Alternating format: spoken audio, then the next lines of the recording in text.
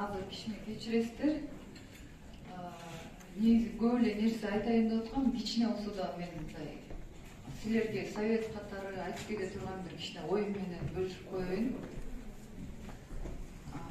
Бул жакта мугалим эжекелер да отурат, окуучулар баары отурат, жаш балдар, келечектеги чемпиондор.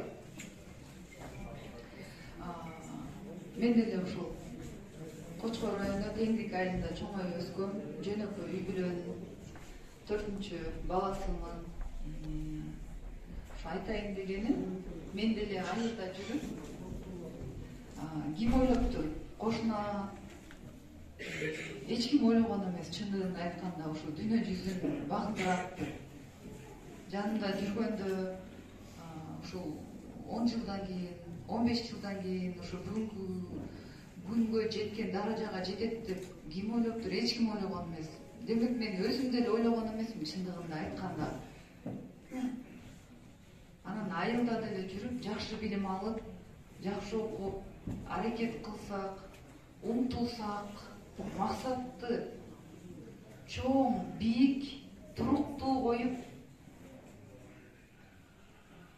ошол максатка жетиш үчүн эмгектенсек, биз сөзсүз түрдө Алла Тааланын буйругу менен жетет экенбиз. Бул мен өзүмдү айта кетсем, машыгып, күндө кандай гана оор күндөр өттү, кандай гана сыноолор болуп атты.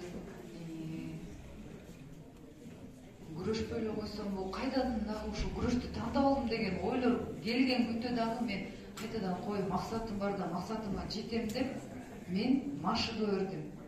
Окуп жүрдүм, машыктым. Университетке бара албай калып аткан убакыттарда мен ошол көлдө, сбордо жүрсөм, чет өлкөдө жүрсөм, китебимди алып окуп жүрчүмүн. Демек, өзүңө ишенип, өзүңөргө болгон ишеничти күндө багыш керек. Күндө турганда өзүңөргө ушул бүгүн туруп атканга ыраазы болуп, шүгүр келтирип, өзүңөргө күндө маанайды өзүңөр тартуулашыңар керек. Ушул өзүңөргө болгон ишеничти кыялыңарда мыкты журналист же врач, кайсыр бир тармакты тандабайсыңар, балким бирөөңөр ырчы болгуңар келип атат, балким бирөөңөр сүрөтчү болгуңар келип атат. Ошол ичиңерде болгон көңүлдү, кыялыңарды орундатыш үчүн өзүңөргө өзүңөр ишенип, ошол ишеничти күндө багыш керек. Кээде болот, сен колуңан эчтеке келбейт. Ай койчу, сенден чыкмак беле деген сөздөрдү мен да уккан болчумун. Ошондуктан эч кимге көңүл бурбагыла. Өзүңөргө ишенсеңер, демек силер ошол ишенич менен дүйнө жүзүн ишендирип саласыңар. Мен ушул айылдан чыккан кыз катары мен силерге айткым келгени ушул болду да.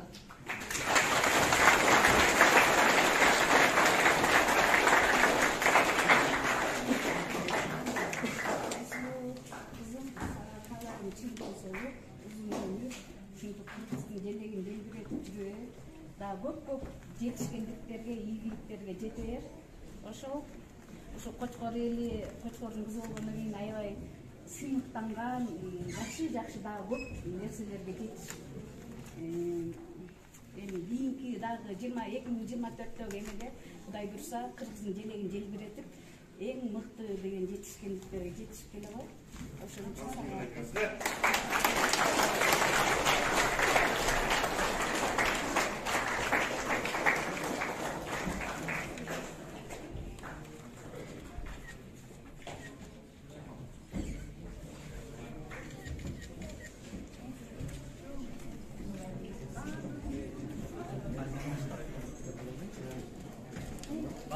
мындай кылайлык, Айсулуу эжекеңерден атайын суроо бергендерге белектери бар.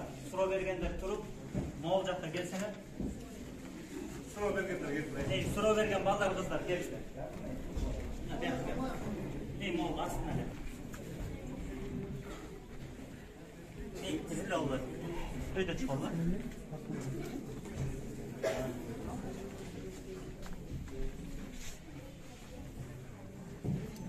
Ejekene tün karabay oturup alıp özü kol koyulgan. Sizge estelik ошол калды. Окей.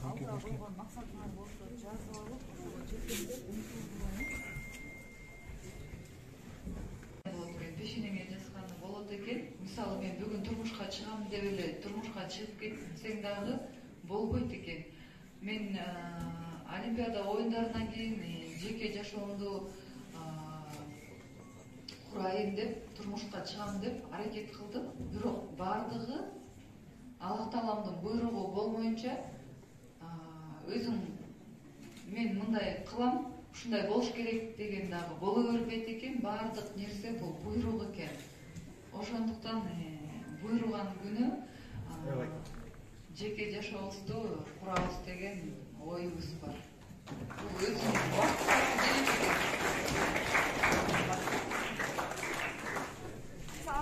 мен атым Жүкен Алматина, мен Капаргы Далек атындагы орто мектебинде окуйм.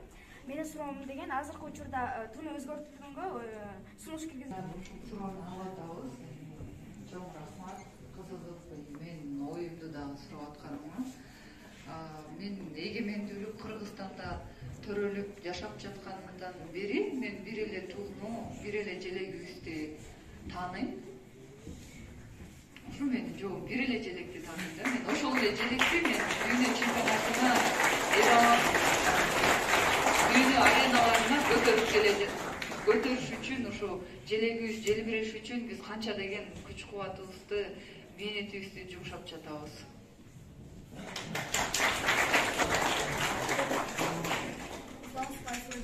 Мен суроом, сиз дагы алдыда кандай максаттарыңыз бар деп суроом.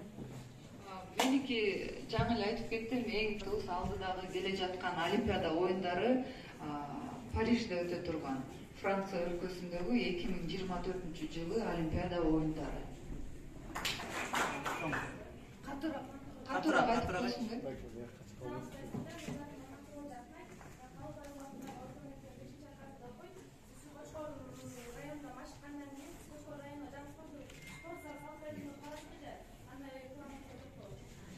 Жаңы спорт зал салып бергенгеби?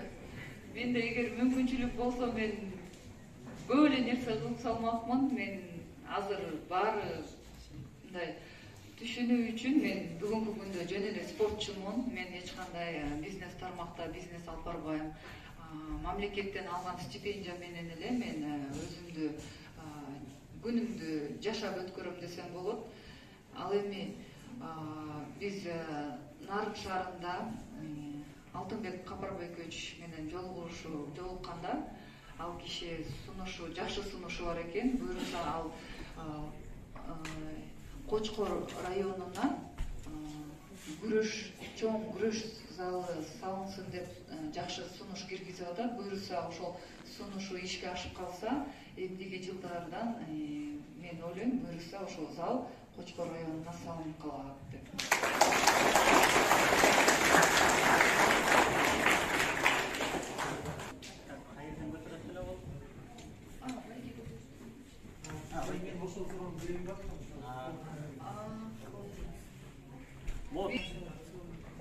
Калып элек айтканга сиз калып элек айтам деп атасызбы?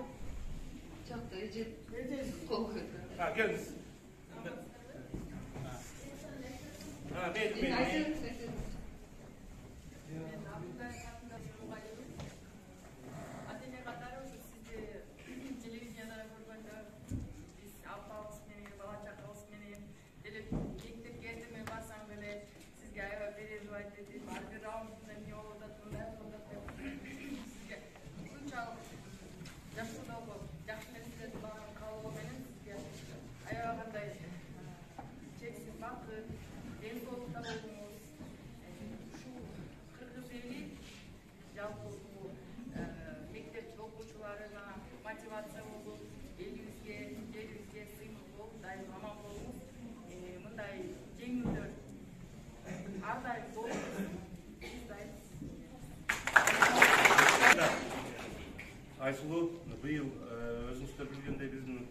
Ормохан атабыздын 230 жылдыгын өткөрдүк. Мамлекеттик деңгээлде белгиленди. Ормохан атабыз өзү ушул кыргыз мамлекетин мамлекет болуп сакталып калышына, түптөлүшүнө өзүнүн өтө зор салымын кошкон биздин тарыхый инсаныбыз. Анан ошондой тарыхый инсандардын бири да сизсиз. Анан Кочкор өлкө мамлекеттик администрациясы ошол Ормохандын 230 жылдыгына карата атайын юбилейлик медаль уюштурганбыз 230 кишиге. Анан ошонун катарында сиз Кочкордун эгеде Кыргыз Республикасынын сыймыктана турган катуулу болгондуктан ушул ордендин бирөөнү сизге деп атайын дайындалганбыз. Ушуну тапшырып коюуга уруксат этиңиз.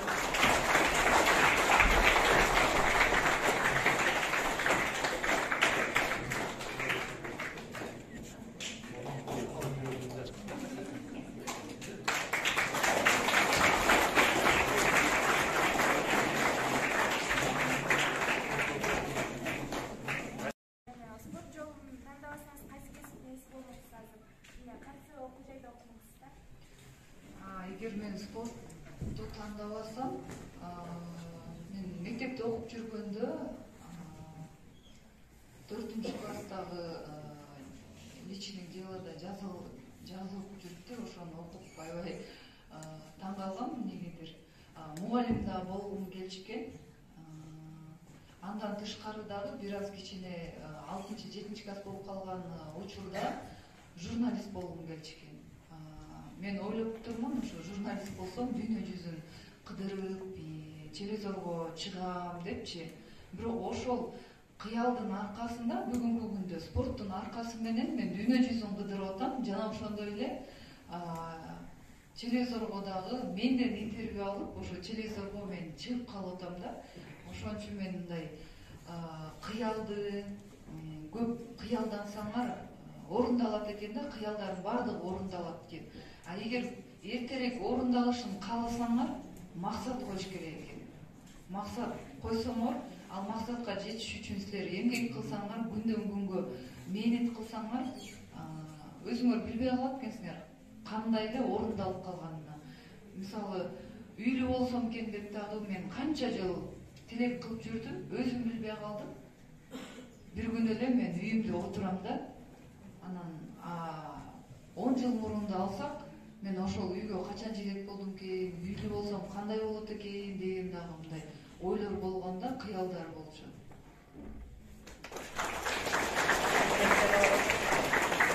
Дүйнө чемпионаты баамдыгыңар дагы кандай ийгиликтерге жеткири келет? Мен эми кандай десем, өзүңөр баардыгы, мен ойлойм кыргызстандыктын баардыгы эле мен менен кошо, мага кошо тиленет деп ойлойм да. Анткени мен дүйнөлүк чемпионаттарда Кыргызстандын атынан барып аткандан кийин ушу кыргызстандыктар дагы айсылуу утса экен, айсылуу эжем утса экен, чоң апалар, аталар, эжелер баардыгы мындай кичинекей балдардан бери ушул айсылуу эжем утса экен, айсылуу чемпион болсо экен деп ушундай берип аткан баталарын, тилектерин көрүп алып аябай сүйүнөм. Бул мындай мага бакыт алып келген күндөр да алар. Ал эми ошондой эле мен деле чемпион болгум келет. Олимпиада оюндары турат, алдыда биздин эң чоң максат. Баардыгы эле билгендей, ушул Олимпиада оюндары турат. Ошондуктан биз кайтадан маршалын улантышыбыз керек, кайтадан эмгек кылышыбыз керек ошол максатка жетиш үчүн.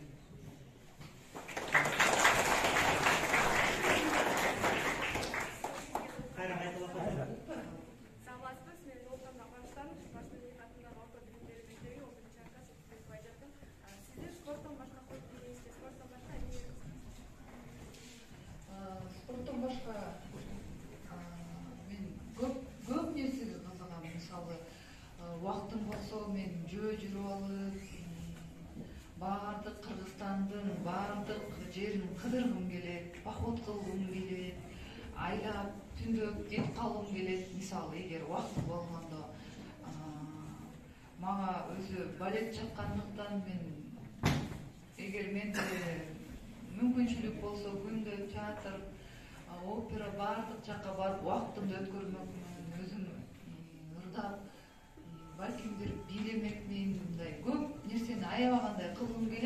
тилекке каршы убакыттын тардыгына байланыштуу алдыдагы максатым бар болгондуктан мен эртең менен машыгам, кечинде машыгам, мен бир күндө 2 мал машыгып, мен ушул максатыма жетейин деп эмгектенем да.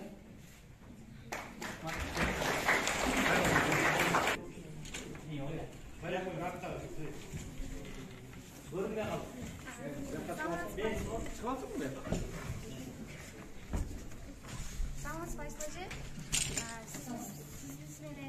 Биз сиз менен сыйлыктанабыз. Биздеги патриоттук сезимди күчөткөнгө жардам берген адамдардын катарындасыз. Сиз менен сыйлыктанабыз. Сизге менин суроом бул канча жаштан турмушка чыгайын деген оюңуз бар жана турмушка чыккандан кийин ошол карьераңызды улантасызбы же башкача пландар барбы? Эки күндөн бери бул суроо аябай кызык болуп атат. Демек ар дайым эле кызык болот. Мен ойлойм, бардыгы мен көбү сураганын бардыгы ошо турмушка чыгып бактылуу болсун деп көбүнчө менин эжелер, апалар тилек кылышат. Аларды дагы мен туура түшүнөм. Турмушка эми бардыгы буйругу менен болот экен, пешенеңе жазганы болот экен. Мисалы мен бүгүн турмушка чыгам деп эле турмушка чыгып кетсең дагы болбойт экен. Мен Олимпиада оюндарынан кийин жеке жашоомду курайын деп, турмушка чыгам деп аракет кылдым. Бирок бардыгы Аллах Тааламдын буйругу болуп